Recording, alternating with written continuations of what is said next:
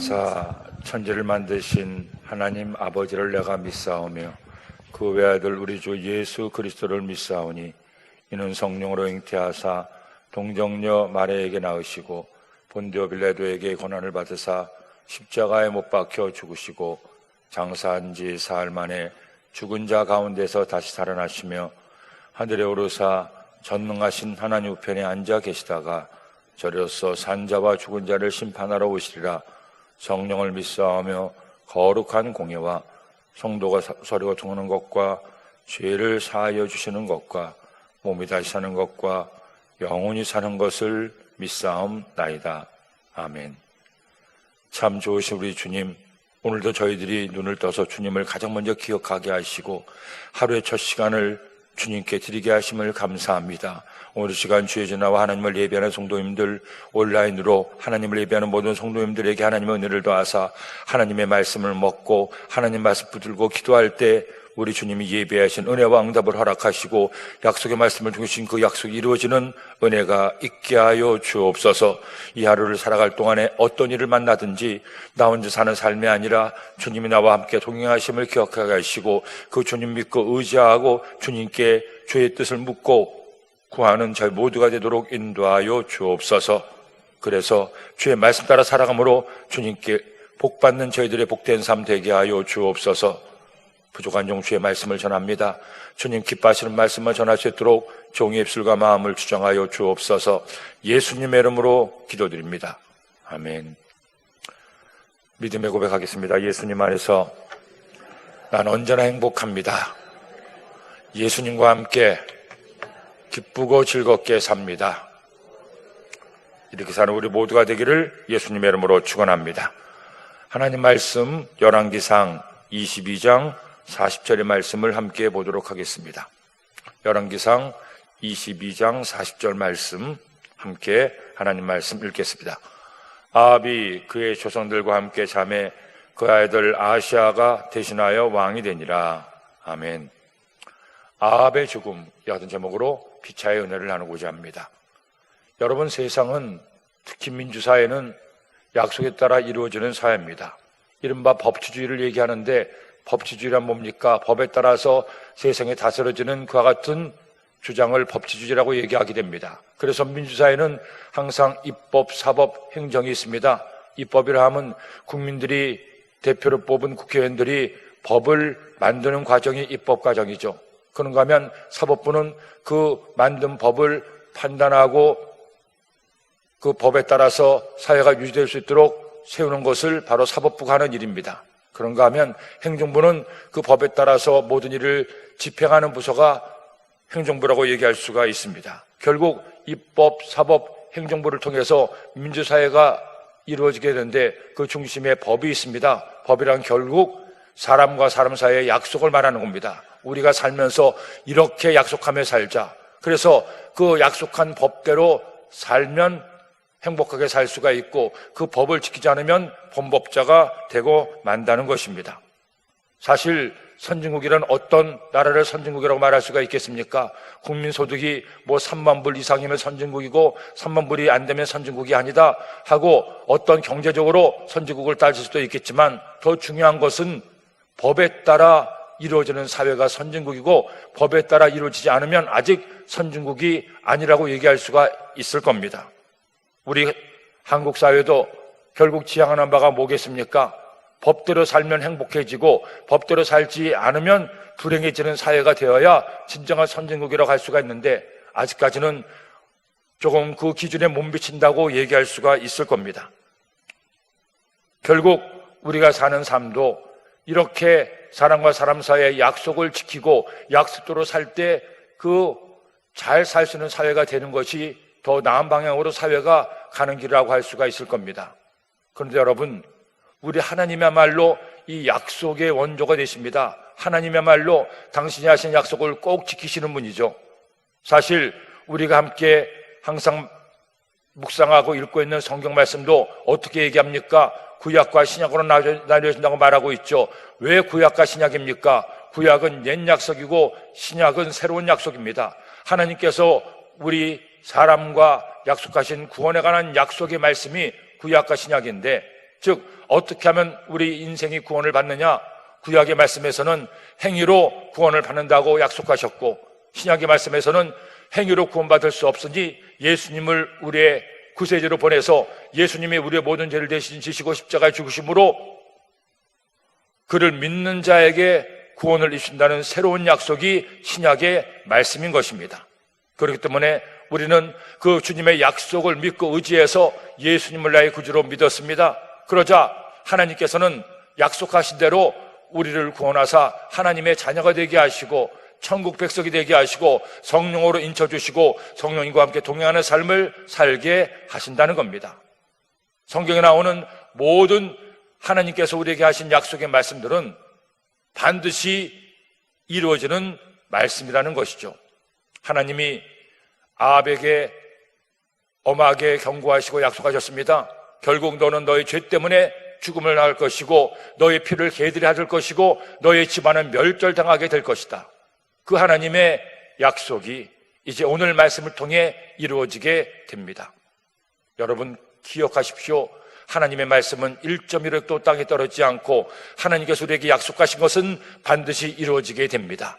이미 예수님을 나의 구주로 믿어 구원의 약속을 이루신 하나님께서 이제 구원받은 하나님의 자녀들이 이 땅에 살아갈 동안에 하나님께 복을 받을 수 있는 방법을 성경을 통해 약속하고 있습니다.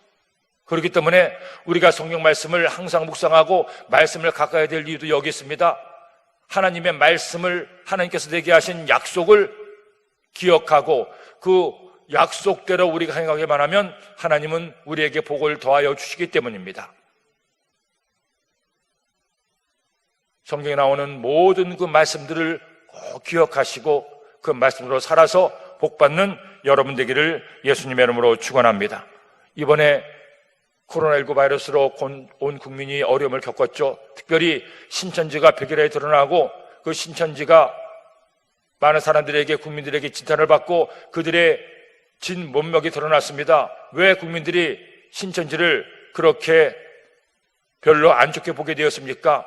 그들이 발병을 했을 때 바로바로 신고를 하고 그리고 진실되게 반응했으면 좋았을 텐데 그들이 계속해서 거짓말을 하고 숨고 피하다 보니 이것이 국민들이 지탄을 받게 되었습니다. 이번 클럽 사건도 마찬가지였죠. 특별히 그런 동성애 클럽에 갔던 사람들이 자신들이 어떤 해를 받을까 두려워해서 자신들의 동성애가 드러날까 두려워서 계속 피하고 숨다 보니 그것이 국민의 지탄을 받게 되었던 겁니다. 신천지도 동성애도 이와 같이 거짓과 술수를 쓴 것이 사람들에게 지탄을 받게 된 경우가 되었고, 한 클럽에 갔던 학원 강사가 자신이 강사란 것을 말하지 않고 무직이라고 얘기했다가 이것이 동선이 파악이 안 되는 바람에 수십 명이 집단으로 발병을 했던 경우도 볼 수가 있었습니다. 이번 코로나19 바이러스로 인해서 이 사회가 조금은 더 투명해졌다는 생각을 하게 되는데 앞으로도 마찬가지입니다. 좀 더 한국 사회가 공정하고 법도로 사는 사회고 그리고 약속을 지키는 사회가 되는 것이 굉장히 중요하죠. 이것은 그리스도인들도 마찬가지라는 것입니다. 그리스도인들도 하나님의 약속의 말씀인 성경 말씀을 날마다 묵상하고 하나님과 약속만 지키면, 하나님은 약속을 지키시는 분이니 우리만 약속을 지키면 이제 우리의 삶은 형통하게 된다는 것입니다. 자, 이제 하나님께서 어떻게 아합에게 한 그 진노의 약속을 지키셨는지 말씀을 보도록 하겠습니다. 먼저 1절로 28절 말씀해 보니 야훼께서 미가엘을 통해 아합의 죽음을 말씀하시게 됩니다. 1절로 4절 말씀을 읽겠습니다. 아람과 이스라엘 사이에 전쟁이 없이 3년을 지냈더라. 셋째에 유다의 여호사밧 왕이 이스라엘의 왕에게 내려가매 이스라엘의 왕이 그의 신하들에게 이르되 길앗 라못은 본래 우리의 것인 줄을 너희가 알지 못하느냐? 우리가 어찌 아람의 왕의 손에서 도로 찾지 아니하고 잠잠히 있으리요 하고 여호사밧이 이르되 당신은 나와 함께 길앗 라못으로 가서 싸우시겠느냐? 여호사밧이 이스라엘 왕에게 이르되 나는 당신과 같고 내 백성은 당신의 백성과 같고 내 말들도 당신의 말들과 같으니이다.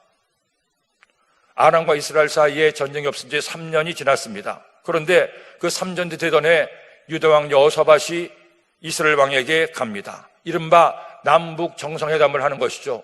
우리나라도 지난 몇 년 새 남북 정상회담이 계속 열렸습니다. 안타깝게도 성과가 있으면 좋겠는데 성과가 없이 이러다가는 북한은 계속 핵 개발을 하고 미사일 개발을 해서 점점 더 냉전 구도로 가는 어려운 지경에 이르고 있습니다. 그런데 이런 남북 정상회담이 이 여호사밧과 아하방 시대에도 있었다는 것이죠. 그래서 이때는 거의 유일하게 그 전까지만 하더라도 남과 북이 서로 대치하고 적이 돼서 싸웠는데 이 여호사밧과 아하방 시대에는 서로가 서로를 원조하고 동맹을 맺어서 오히려 연합군을 결성해서 아람을 치고자 하는 겁니다. 그러다 보니 남도 북도 서로 간에 전쟁을 치르지 않으니까 경제적으로 부강해지고 평화시대를 접어든 것은 참 좋았습니다. 그런데 한 가지 문제점이 있었습니다.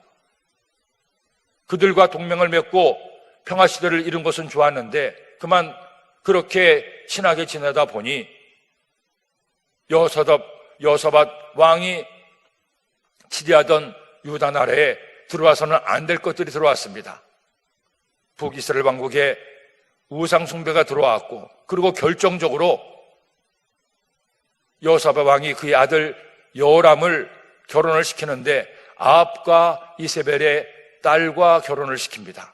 그 딸의 이름이 아달랴인데 이 아달랴는 엄마 이세벨 못지않게 아주 악한 여인이었습니다. 그런데 엄마가 예쁘니 이 아달랴도 예뻤는지 몰라도 이 여호람과 아달랴가 결혼을 해서 이제 남유다 왕국의 왕비가 되는데 이 여인이 엄마의 뺨을 칠 악한 여인이었습니다. 지금 말씀을 다 드리면 나중에 할 얘기가 없어서 그때 말씀을 드리는데 그냥 궁금하게 생각하십시오.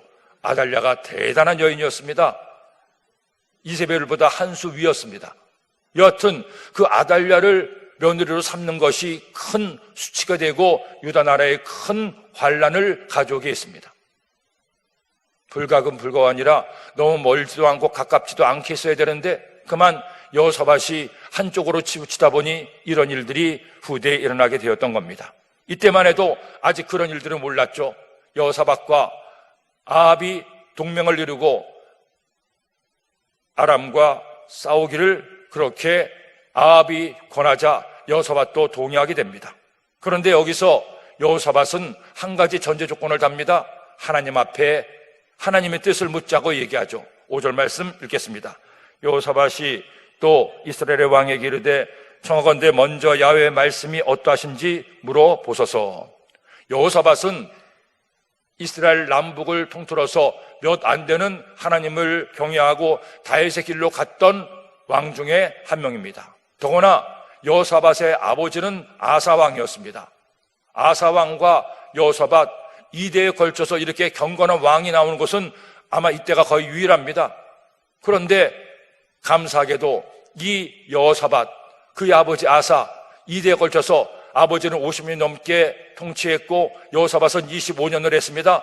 7, 80년 가까운 세월 동안 남유다 왕국이 견고히 서고 태평성도를 이룰 수 있었던 것은 그 아버지 아사도 아들 여호사밧도 경건한 왕이었고 하나님의 말씀대로 살았던 왕이었습니다. 그러다 보니 하나님께서 복을 주어서 유다 왕국이 왕권이 강화되고 주변국들의 침략을 능히 물리치고 태평성들을 구가할 수가 있었던 것이죠. 그런 여호사밧이었기 때문에 비록 정치적으로는 아합과 동맹을 맺지만 하나님의 뜻을 묻기를 원했던 겁니다. 그러자 아합도 동조를 합니다. 그런데 문제가 있었습니다. 6절 말씀 함께 읽겠습니다. 이스라엘의 왕이 이에 손자 400명쯤 모으고 그들에게 이르되 내가 길르앗 라못에 가서 싸우랴 말랴. 그들이 이르되 올라가소서 주께서 그 성읍을 왕의 손에 넘기시리이다. 선지자 400명을 모으고 아합 왕이 물어봅니다.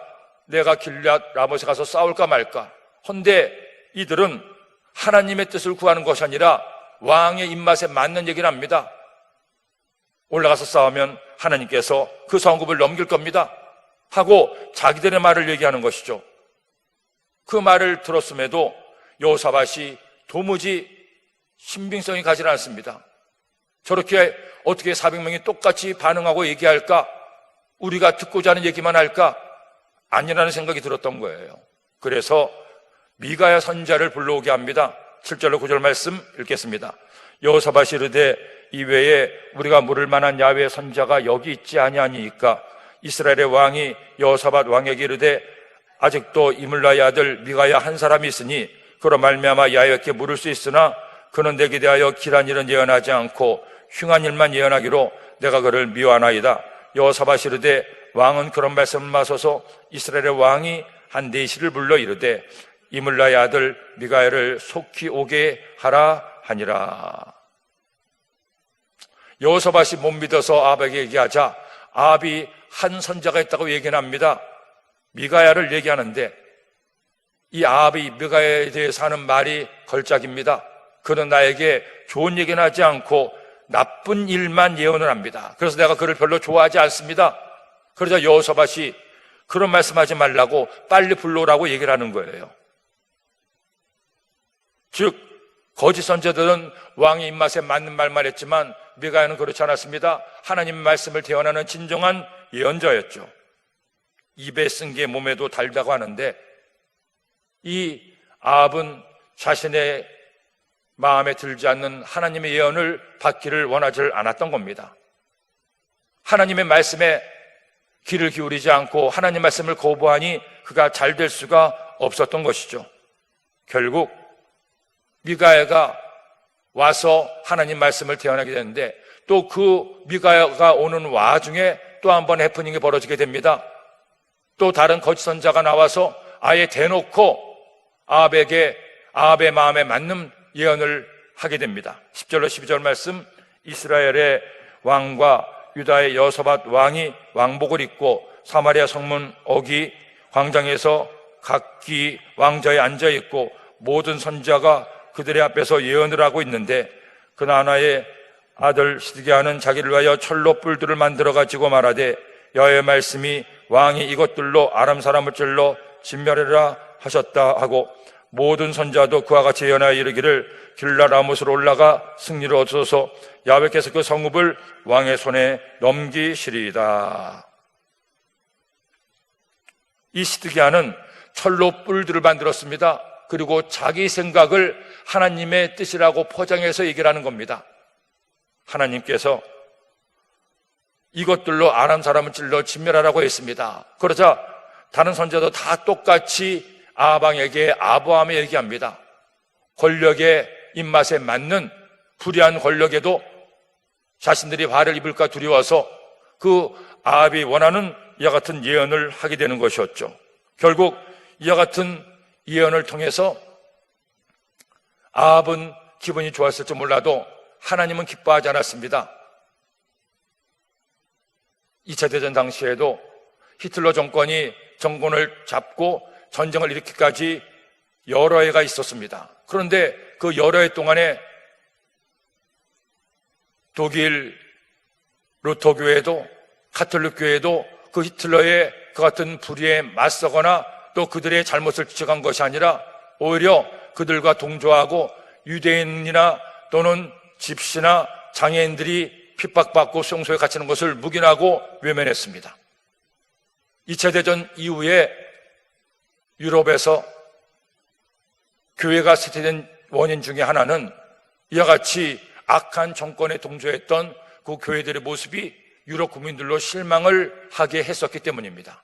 그런 그 당시 아주 엄중한 사회에 그 히틀러의 독재 정권이 정권을 잡고 점점 국민들을 옥죄고 있었던 그때에 유일하게 반대했던 독일의 교단이 있었습니다. 독일 고백교회였습니다. 그리고 그 독일 고백교회의 대표적인 인물이 디트리 본 헤퍼 목사님이었습니다. 그는 아직 2차 대전이 일어나기도 전에 그 나치 정권에 사는 모든 것들이 독재로 일관하고 그리고 하나님 말씀에 어긋난다고 해서 저항의 소리를 높였습니다. 결국 그는 1935년에 목사 자격을 박탈당하고 교수직에서 쫓겨났습니다. 그래서 그는 더 이상 학생들을 가르칠 수가 없고 사역을 할 수가 없어서 미국에 가서 강연을 하고 지내던 차에 1939년 독일이 폴란드를 침공해서 제2차 세계대전이 발발했습니다. 이때 보네퍼는 주변 사람들의 말들을 뿌리치고 다시 조국 독일로 오게 되죠. 많은 사람들이 얘기했습니다. 당신이 그처럼 나치 정권에 반대하다가 교수직까지 쫓겨나고 말았는데, 그래서 미국까지 왔는데 전쟁이 났으니 이제 당신을 가면 목숨이 위험합니다. 가지 말라고 권했지만 그는 내 조국이 지금 불이 나고 있는데 어떻게 가만히 있을 수 있습니까? 하고 다시 독일에 돌아와서 정예설을 높였습니다. 그러나 히틀러 정권은 그의 말을 기울이지 않죠. 결국 그 정권을 전복하기 위해서 나치 정권에 반대하는 장군들과 함께 계획을 꾸미다가 발각이 나서 그는 붙들려 감옥에 들어가게 됩니다. 그리고 나치 정권의 계속되는 해이와 협박에도 그는 자신의 소신을 굴복하지 않습니다. 하나님이 기뻐하시지 않는 일을 할 수가 없다는 것이죠. 그렇게 모든 교회와 사제들이 히틀러를 동조하고 묵인하던 그 시대에 그는 그렇게 외롭게 진리를 위해서 외치다가 결국 1945년 4월 전쟁을 불과 종전이 한 달도 채 안 남았을 그때 사형장의 이슬로 가게 됩니다. 그가 감옥에 있을 때 썼던 옥중서신이라는 책이 있습니다. 젊은 시절에 그 책을 보면서 큰 감동을 받았습니다. 하나님께 대한, 말씀에 대한, 진리에 대한 그의 열정과 갈증이 제 마음에 깊이 와 닿았어요. 그나마 그런 사람이 있었기에, 그런 목사님이 계셨기에 유럽이 아직도 그리스도의 복음의 그 진리에서 많이 벗어나지 않고 있다는 생각을 그 책을 보며 내내 하게 되었습니다.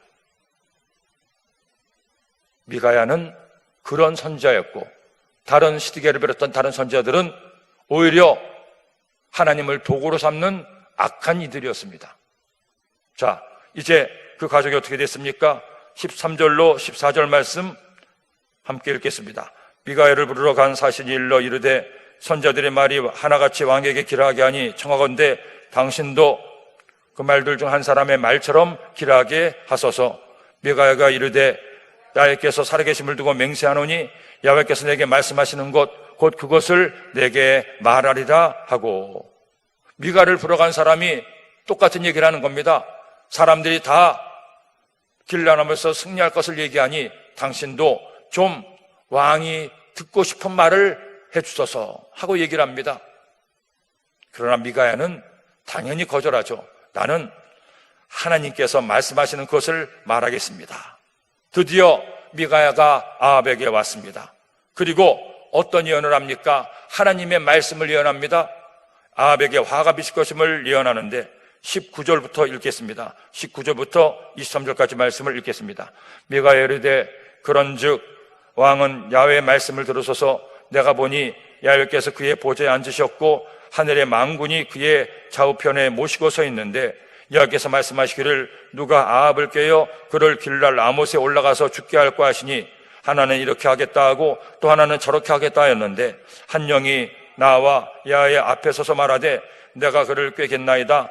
야훼께서 그에게 이르시되 어떻게 하겠느냐 이르되 내가 나가서 거짓말하는 영이 되어 그의 모든 선지자들의 입에 있겠나이다. 여호와께서 이르시되 너는 꾀겠고 또 이르라 나가서 그리하려 하였은즉 이제 야훼께서 거짓말하는 영을 왕의 이 모든 선지자의 입에 넣으셨고 또 야훼께서 왕에 대하여 화를 말씀하셨나이다. 미가야가 다른 선지자들은 다 왕이 듣기를 원하는 승리에 대한 소식을 전했지만 미가야는 그럴 수가 없었습니다. 그리고 미가야가 하는 이 말을 들어보면 욥기서 1장에 나오는 내용과 비슷한 것을 볼 수 있습니다. 하나님께서 많은 영들을 부리고 있는데 그 중에 한 영이 욥을 꾀겠다고 했고 바로 사탄이었습니다. 여기에도 한 영이 거짓말을 선자들의 입에 넣어서 아합을 꾀겠다고 얘기하는 겁니다. 여러분, 이 말씀은 중요한 몇 가지를 우리에게 전제로 가르치고 있습니다. 하나는 사탄이 아무리 발버둥쳐도 사탄은 하나님의 권위하에 하나님의 뜻 속에 있다는 겁니다. 하나님이 허락하지 않으면 사탄은 우리를 칠 수도 없고 감히 대적할 수가 없습니다. 사탄도 하나님 부르시는 영이기 때문입니다. 그렇기 때문에 어떤 잘못된 이단에서 선과 악의 싸움이라고 해서 마치 사탄과 마귀를 하나님처럼 크게 보고 사람들을 두렵게 하게 하는 경향이 있는데 그것은 아주 잘못된 거예요. 사탄도 하나님께서 만드신 피조물에 불과하지, 하나님의 거룩한 뜻에 따라서 맡으신 존재에 불과하지, 하나님을 대적하는 그런 강력한 무리가 아니라는 겁니다. 그리고 또 하나는 사탄은 거짓의 영임을 말씀하고 있습니다. 거짓은 하나님께 속한 것이 아니라 사탄에게 속한 것임을 알려주는 말씀이기도 합니다. 그렇기 때문에 어제도 말씀을 드린 것처럼 그리스도인들은 신실하게, 정직하게, 바르게 살아야 될 사명과 의무가 있습니다. 사람이니까 완전하지는 못하죠. 이렇게 말씀을 나누면 야, 이거 큰일 났다, 내가 어제도 거짓말 한 10번을 했는데, 하나님은 거짓말했다고 진노하시고 우리를 쳐서 멸하시질 않아요. 왜? 예수님의 십자가 대속의 보혈피가 있기 때문에, 주님의 보혈이 우리를 덮어서 우리로 죄 때문에 받을 저주를 대신 담당하셨기 때문에. 하지만 하나님의 자녀가 거짓말하고 하나님이 보시기에 슬퍼하는 일을 하면 하나님이 속상해하시고 아파하시는 겁니다. 그것을 분명히 알아야 됩니다. 하나님의 자녀가 하나님의 뜻에 따라 행하지 않을 때 힘들어하시는 것이지, 그것으로 너희놈 이제 죄 지었으니까 너는 내 자식 아니야, 내가 너를 내쫓을 거야, 그렇게 하지 않는다는 거죠. 여러분 부모가 되시면 알지 않습니까? 자식을 한평생 데리고 살면서 자식이 부모 마음에 들게 하는 것이 얼마나 있겠어요. 물론 그 중에는 정말 대단한 효자가 있어서 부모의 마음을 쏙 들게 할 수도 있을 텐데, 저도 보니 그런 자식은 별로 없더라고요. 거의 없습니다. 부모 속을 아프게 하고 걱정하게 하고 힘들게 하는 자식이 더 많잖아요. 그런데 그때마다 자식을 보고 이놈의 자식 고족에서 파버릴 거야, 너 이거밖에 안 돼, 너는 내 자식이 아니야, 안 하잖아요. 못 하잖아요. 왜? 내가 사랑하는 내 자녀이기 때문에. 하나님도 마찬가지라는 겁니다. 물론 육신의 부모와 자녀의 관계와는 좀 다르겠지만 그 자식의 사랑하는 마음은 오히려 하나님 아버지가 더 크시지 않겠습니까? 독생자 예수님마저 보내셔서 그분의 희생으로 우리를 구원하셨기 때문에. 그런데 여러분, 우리는 주님의 생명값으로 산 너무나 귀한 하나님의 아들, 딸들입니다. 자신을 소중하게 여기시고, 그리고 소중한 하나님의 자녀답게 하나님을 슬프게 하는 불효자가 아니라 하나님을 기쁘게 하고 활짝 웃게 하고 즐겁게 하는 효자된 여러분 되기를 예수님의 이름으로 축원합니다. 어떻게 할 때? 거짓말하지 않고 바르고 정직하게 착하게 살 때. 결국 미가야는 옥에 갇히게 됩니다. 27절로 28절까지 말씀 읽겠습니다. 말하기를 왕의 말씀이 이놈을 옥에 가두고 내가 평안히 돌아올 때까지 고생의 떡과 고생의 물을 먹이라 하였다 하라. 미가야가 이르되 왕이 참으로 평안히 돌아오시게 될진데 야훼께서 나를 통하여 말씀하지 아니하셨으리이다. 또 이르되 너희 백성들아 다 들을지어다 하니라. 내가 돌아올 때까지 미가야를 옥에 가두라고 얘기하니까 미가야가 대받아서 얘기합니다.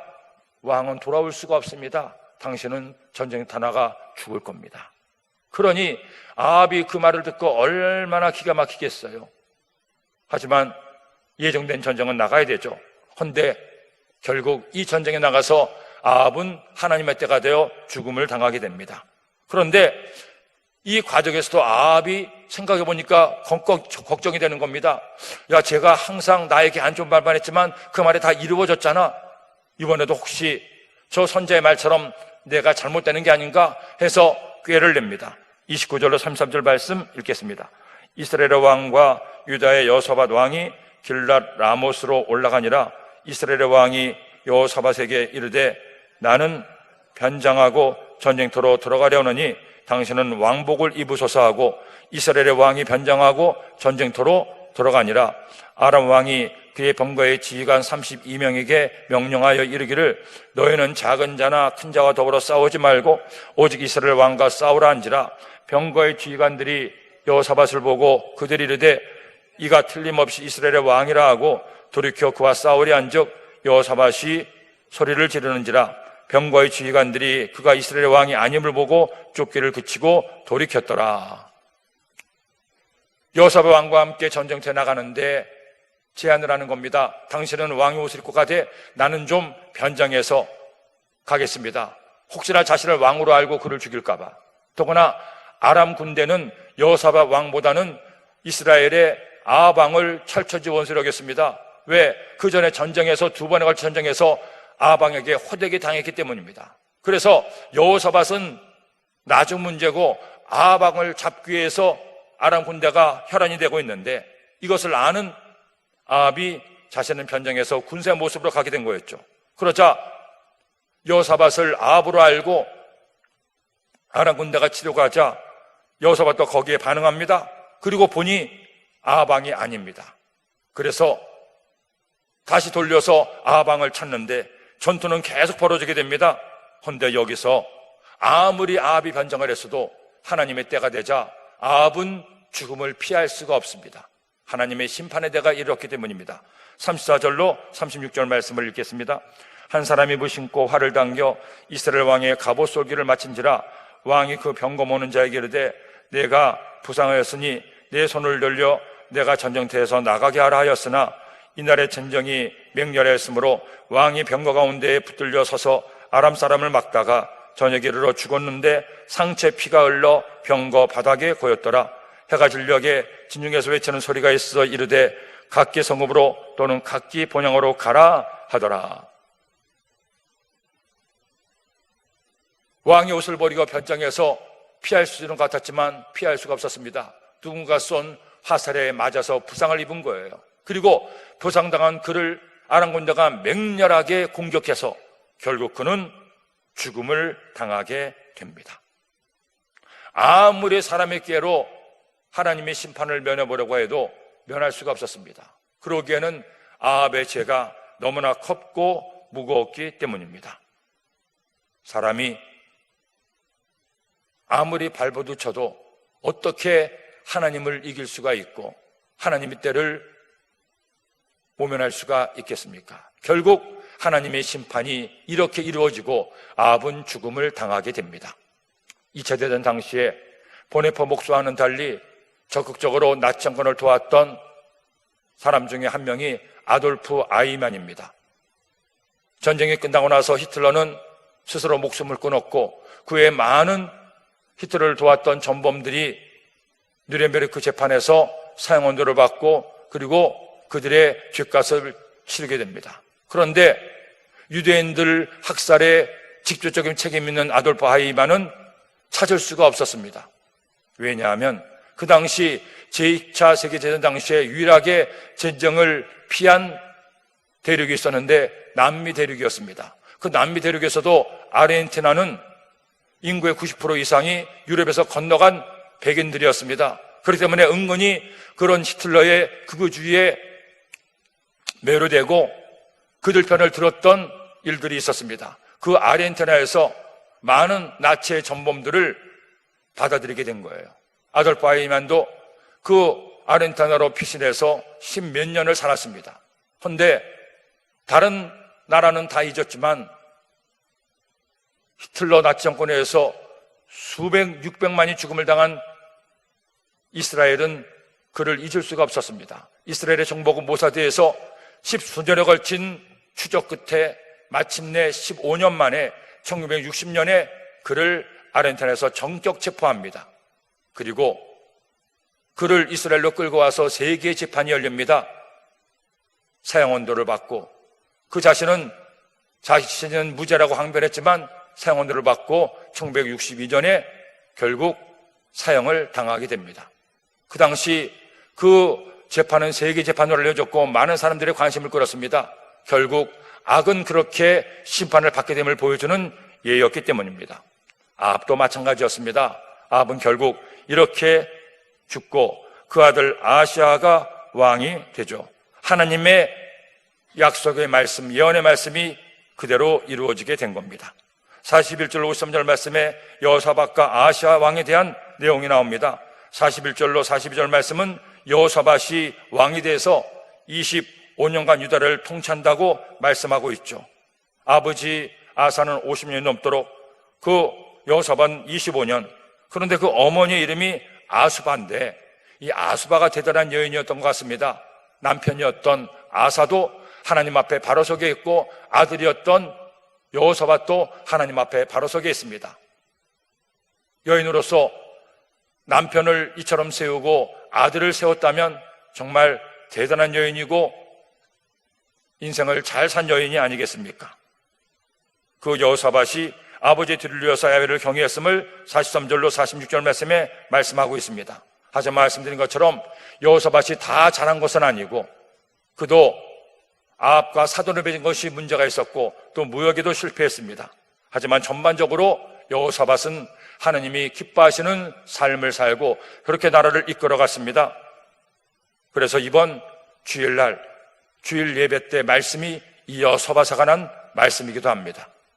더 자세한 것은 그때 말씀을 나누도록 하고, 그리고 그러나 아하시아는 아합의 뒤를 이어서 왕이 되었지만 여로보암의 길을 갑니다. 계속해서 악을 행하고 아버지를 본받아 죄 가운데 가게 되죠. 51절 53절 말씀 마지막으로 읽겠습니다. 유다의 여호사밧 왕 제17년에 아합의 아들 아하시아가 사마리아에서 이스라엘의 왕이 되어 2년 동안 이스라엘을 다스리니라. 그가 야훼 앞에서 악을 행하여 그의 아버지의 길과 그의 어머니의 길과 이스라엘에게 범죄하게 한 느밧의 아들 여로보암의 길로 행하며 바알을 섬겨 그에게 예배하여 이스라엘 하나님 야훼를 노하시게 하기를 그의 아버지의 온갖 행위같이 하였더라. 여호사밧과 아하시아, 여호사밧과 아합과 아하시아, 이 동시대 인물들이 어떻게 그들의 삶의 극명하게 갈렸는가는 하나님의 말씀으로 사느냐 그렇지 않나로 갈리게 됩니다. 적어도 이 새벽에 주께 나와 하나님의 예배는 여러분들은 아합과 아하시아의 길이 아니라 여호사밧의 길을 가고 있으니 하나님께서 그런 여러분에게 반드시 하나님의 축복과 은혜를 더하여 줄 줄로 믿습니다. 기도드립니다. 하나님 아버지 감사합니다. 오늘도 이 시간 주의 말씀을 통해 주님의 뜻을 분별하게 하심을 감사합니다. 아합의 길이 아니라 여호사밧의 길로 가서 하나님을 기쁘시게 하는 하나님의 사람들 되도록 인도하여 주옵소서. 오늘도 귀한 예물 드린 손길마다 주님께서 갚아주시고 예물에 담긴 마음의 소원도 응답하여 주옵소서. 이 하루가 복된 하루가 되게 하시고 말씀대로 살아서 승리하는 하루 되게 하여 주옵소서. 그런 평생 되게 하여 주옵소서. 예수님의 이름으로 기도드립니다. 아멘.